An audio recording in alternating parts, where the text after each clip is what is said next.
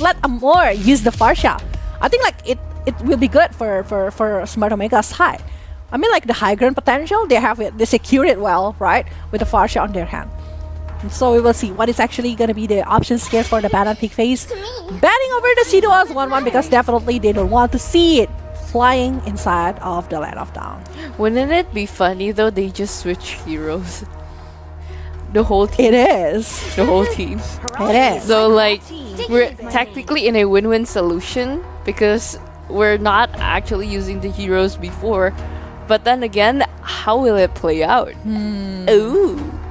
It will be interesting. But again, banning over the Diki, is it just purposely because they don't want to have someone that's stopping their CC or what?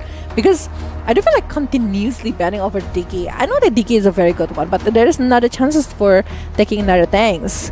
By the way, guys, this is like already the end, the last month of 2023. I was not expecting that years will pass quite this fast. But you know, like, despite that it's already end of the year, you still can get tons of things because it's Christmas, it's a holiday time. You definitely want to get Starlight, Skin, Angela, and other bonuses from 3 Brima Plus. So the annual Starlight Angela Avatar of Time has arrived in the Land of Dawn. Hurry up and get this exclusive skin and be prepared to be amazed by the enchanting goddess of the time. To make your gaming sessions even smoother, top up Mobile Legends Diamond using 3 credit from the Bima Plus apps and enjoy bonuses up to 10 gigabytes. Oh, can I get it? And up to 10,000 rupiah Unipin voucher. I want to get that internet data to play Mobile Legends definitely. Damn, that is a very, very big and a nice way to spend your quota. Definitely. Definitely. So yeah, don't forget to top up directly using the 3 Bima Plus, ladies and gentlemen. But back to the draft here. A 1-1, a Valentina, a Joy, Navaria, Digi. One must ban here from Smart Omega.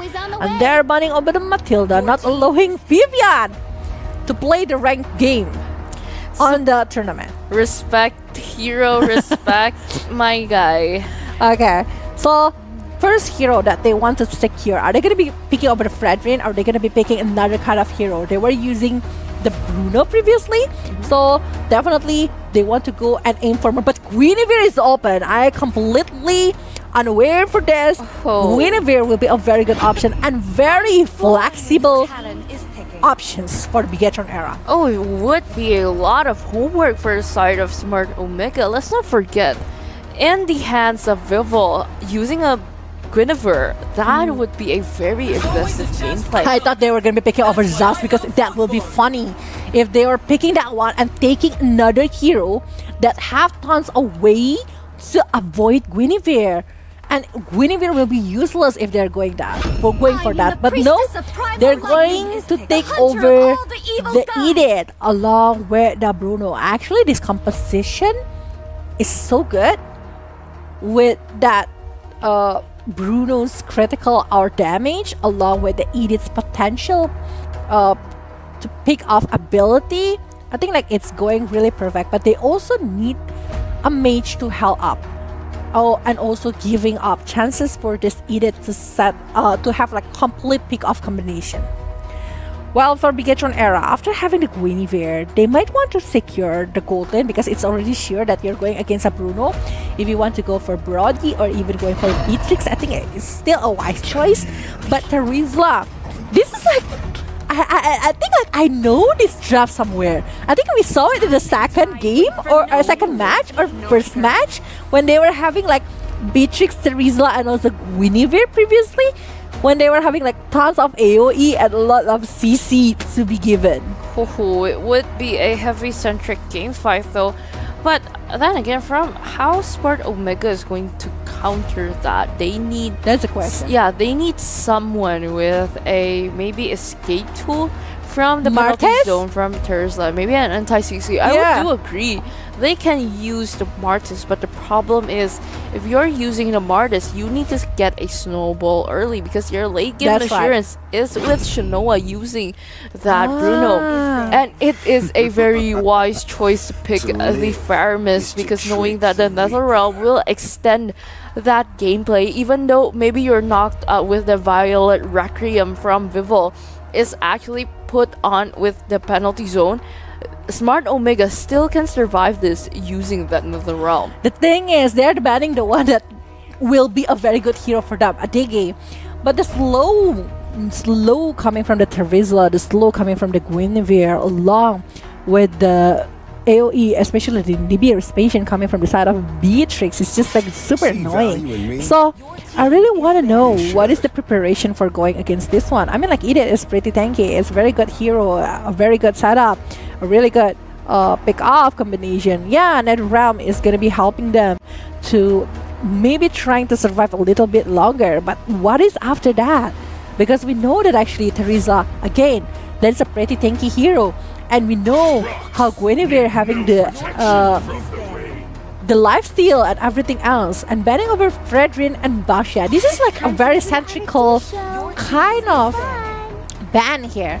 And if you're talking about a mage that is potentially being picked by Bigetron era, I mean, like at this point, if they are picking even for an Oden or even a Kagura, I think it's already a perfect thing. But I do prefer if they are going for maybe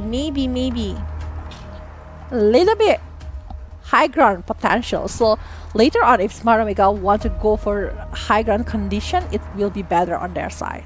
Okay, knowing that banning out the Lilia has a bit of a point here, so Bigetron era won't just closed off one of the burst heroes, and maybe you can use a risky thing though. Oh, they What ban if- out the Arlet. What if they are the one who's using the Angela here as the roamer from the Bigetron era? I mean, like it can go towards Guinevere or even Terizla, but here you go. A Lancelot pick from the side of Smart Omega. Is it? Oh, that is the little brother of Lancelot, I will call that. That's Nolan. And Nolan would be a very good pick. How on the high mobility that is given. But then again, remember that deal of a damage is also taken down a notch from the latest update patch. But let's not forget, the cooldown is actually shortened down. It will have more ways to pull off that, but Shell here has a few combinations that they're trying to pick out. Maybe A it's Ruby? a Ruby Sicilian. Sicilian. Okay, Okay. the classic lineup for the AoE.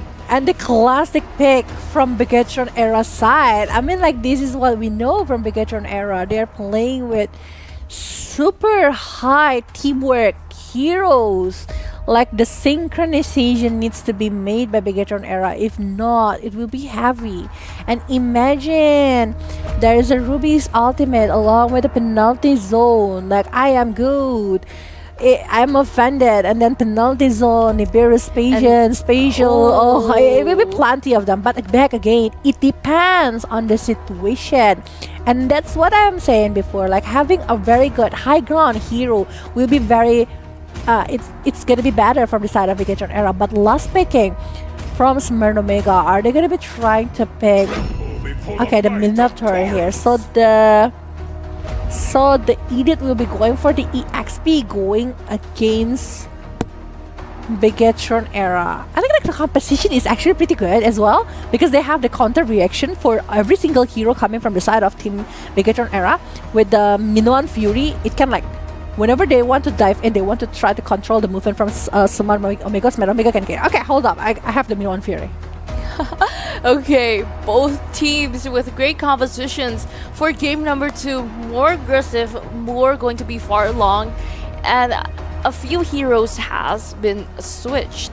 So we're going to see today who will be the person who win out the point. Will it be 2-0 or 2-1? All of you go and comment in the comment section right now. Yeah. Let's not forget, it will be a great team fight here and a great match to see an Indonesian representative team versus from the Philippines also. Yes, and don't forget to swap your reward points now before they expire. We are nearing the end of the year, so don't forget to exchange your Unipin credit reward.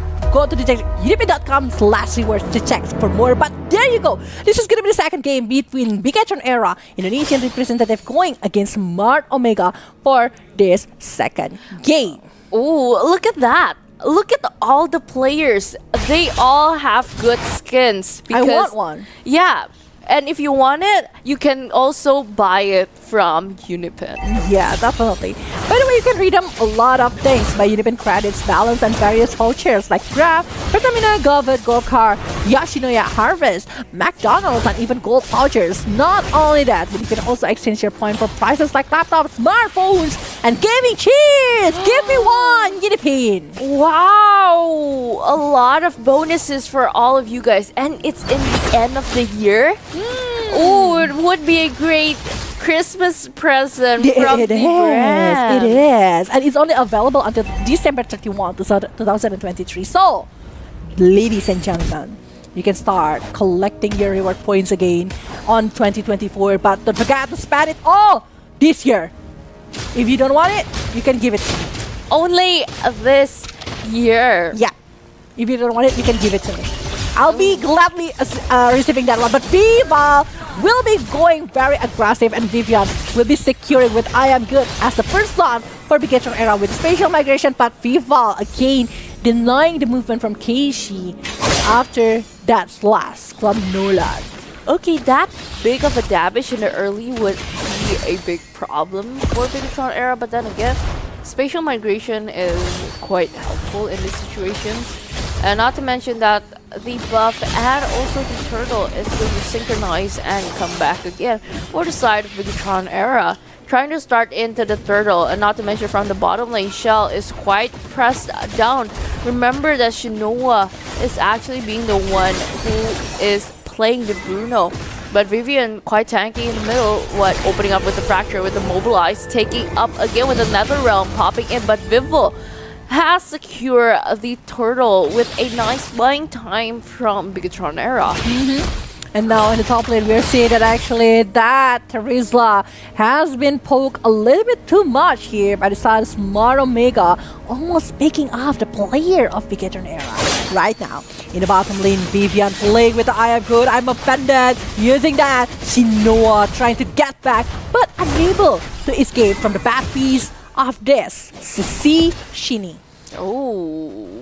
Sini Leon. Ooh, another combination of words. Because Sini is basically a Sicilian. She's playing too much game of Sicilian that she can use like early game Sicilian. Not like me that needs to collect those stocks into the late game. But Sini is just good early Sicilian. So Sini Leon. Okay, so it's barely the pure embodiment of Sicilian. But yeah, Bigetron era, it's 2-0. It's same kind of early game as like the first game, but right now both of them are playing quite aggressive. But Murray will be taken care of in the hand of Chinzy using that bad face. No, yeah, bad face. A lot of the things that they try to do is a very teamwork play, but Shinoa is jumped in right here and is taken down by Vivo. Even the spatial migration was so smooth that it's not even used to jump off in the back, but Vivo being in the front here, quite hefty with a rough, a nice way with the spatial migration popping in again, but even the Nether Realm trying to pop in with the silence, taking down Amore and leaving the Edith only to go back because Murray is out of range. Yeah, actually the Nether Realm was trying to hold it up, but I think like the movement and also again the CC that is being brought by Bigetron era is just like massive. Like Vivian already a complete package with the I Am Offended, I Am You, along with that I'm Good. It's just like a perfect combination for a CC. And again, they have the Sanguine Claw, they have the presence from Boomy, FIFA, like 4 heroes that have CC. Well, Shell is just like, okay, you guys open up. I'll be the one who follow you guys up. And Smart Omega was like pretty confused, like what we need to do. Whenever we open up this the Nether Realm, there will be another follow-up skills that is being popped by Bigetron Era. So they were counting the time to use it nicely. So Smart Omega will not be able to hold up all of the damage that is given by Bigetron Era. Timing is key, I guess. Well, It is. here, Smart Omega is trying to invade in the bottom lane. Try to mirror what is going on in the top lane for Bigetron Era. Taking that objective, but leaving only one person here trying to barge in again. Bigetron Era leaving the penalty zone, trying to barge in with another round popped up again, but Smart Omega is bit in a hatch. A flicker going on to defensive, pulling if Murray needs to move back, but Shinoa is being the one taken down here, taking a bit of a chance, but Vivo has a lot of distribution power holding in again, trying to find a great way to be taken down. It is. Now 6 minutes into the game, 7-2, and with 3,000 leads in the hand of Bigetron Era. Now, from Not Ayanami, we really need a good pick off right here with Not Ayanami. Because if Not Ayanami able to maybe pick up somebody important from Bigetron Era, they might be able to turn up the game because Nolan will still have tons of damage. And there you go. We will say our Shatter is being used towards Shell, but Shell able to retreat a little bit to the back, but Shinzi able to punish it back towards Smart Omega, and not only one person, but two members from Smart Omega has been picked off by Bigetron Era as the counter reaction, not as an opener, but counter reaction.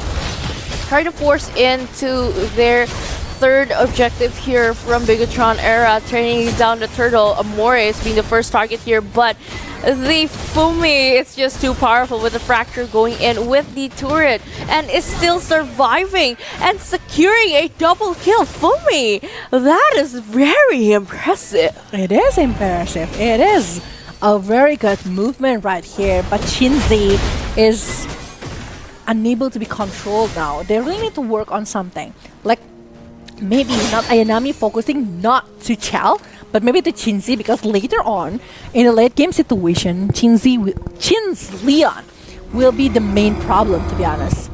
These Sicilians on the head of Cine is just beyond something. Clock of Destiny, Lightning Truncheon has been done, and that's it. Now, in the end of Chell, Blade of Despair going for maybe Malefic Word, because that is good for penetrating towards Mirai along with not Ayanami. But Keishi going and trying to chase for the Chow almost being picked up, but Keishi will try to run away a little bit more to the back here. Already opening up the Bat Fist, going with the Bat Impact, trying to chasing down Keishi, but Keishi able to retreat and able to survive from those situations, which is a very good thing. Find a good wave, find a good momentum, but from the side of Bigetron Era, I would like to see how they press this down.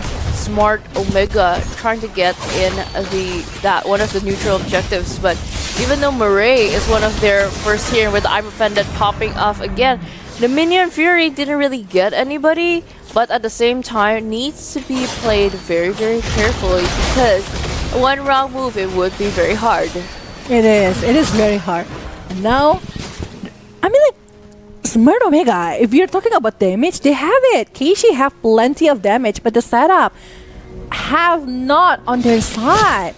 The setup is not looking good on the hand of Smart Omega, and they let this Sicilian growing into something that is a monster because it's like super painful. The stack is there for this Sicilian, and Shell finishing off the Malefic Roar. Another penetrating damage here coming from the side of Bigetron Era. The lead is 4,000 gold, but again, it still can be managed by Smart Omega if they're going to be able to seek for chances to pick off the player of Bigetron Era. They really need something. That's what they do. Look at that one.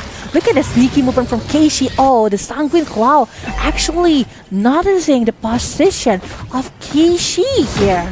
Okay, I really like how they tried to defend off the middle turret. 3 times even Bigetron Era wouldn't even get the chance to budge in.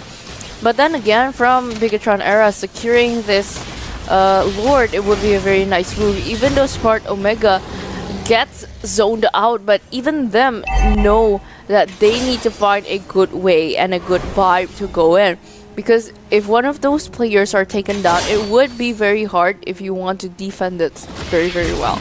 I thought they will be doing a really good backstab, but no, it's not happening. But yeah, there you go, Amor trying to clean up the way of Fumi, trying to hold up all of the damage. I think like that is the power coming from Teresa. Teresa is just too strong. Special like Rachel trying to get in. There is another round that is being popped out right here, trying to do something. But Keishi finally able to take down Fumi. But on the other hand, we're seeing some exchanges to not Ayanami. Okay, that heal from Murray is just too cheeky. You almost got that kill, but then again, that bull just regens. That's the thing about this Minotaur. Yeah. That builds that regens. That is very good.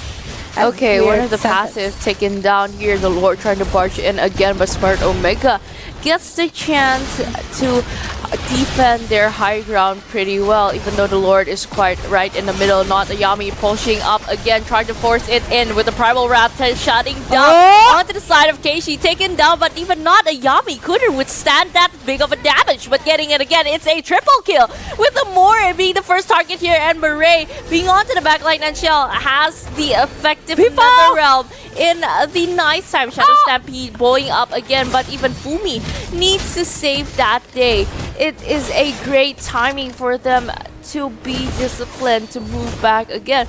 But even the more it popped off that Nether Realm, that was insane. That is a perfect timing. Can I see the items from Amor after this one? But this is the instant replay. We can see and we can tell that Not Ayanami actually opening a very good things here to focus on Shinzi. That we were expecting.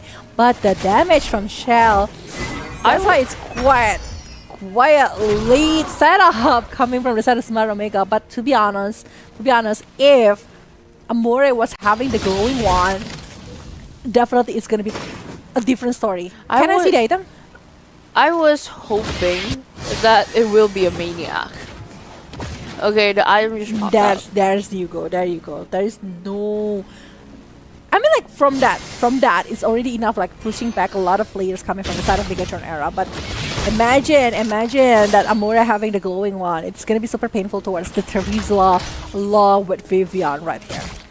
Okay, trying to burst in again for a few problems here, finding a great way. But Fumi being in the front line, trying to take a bit of an advantage. Try to find and pry Murray, or maybe the penalty zone has go in again with the Earth Shatter popping in.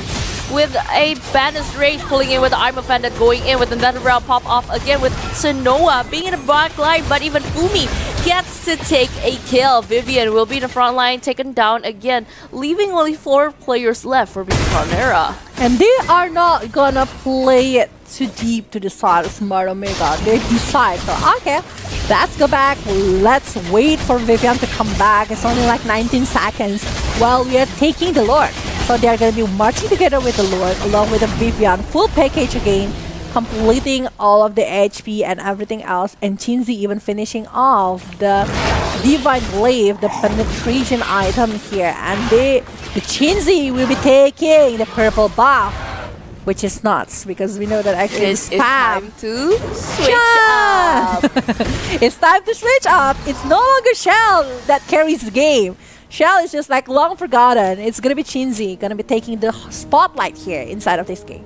Okay, trying to find a good way, waiting for that Lord and a nice clear up for the minion wave, trying to just stop it right there. So wait for the Lord, wait for the good timing, wait to clear up again, because in the middle lane 3 people are playing peekaboo. Who is gonna be going for that? I do believe that Smart Omega is just like very good to control the high ground here with all of the heroes, but with the Lord that is marching in, it's quite harsh. Shinoa focusing over the Lord here along with the minion. And look at that one, Keishi going from the back, trying to backstab the player, but the opening, it's looking good right now for the side of Smart Omega. They're jumping in, trying to get for the Vivian, but Vivian able to get back, but the damage coming from Shinzi is just unstoppable, and double kill has been held by Shinzi, and there you go, the base is open up. Are they going to be focusing over that one? Because Shinzi using that bad impact, but Sanguine Claws and bad piece, and there you go. Chow will be focusing over the base, and 2-0 been secured by Bigetron era. Okay, so that is still continuing. The 2-0 is also still continuing, and after those two games,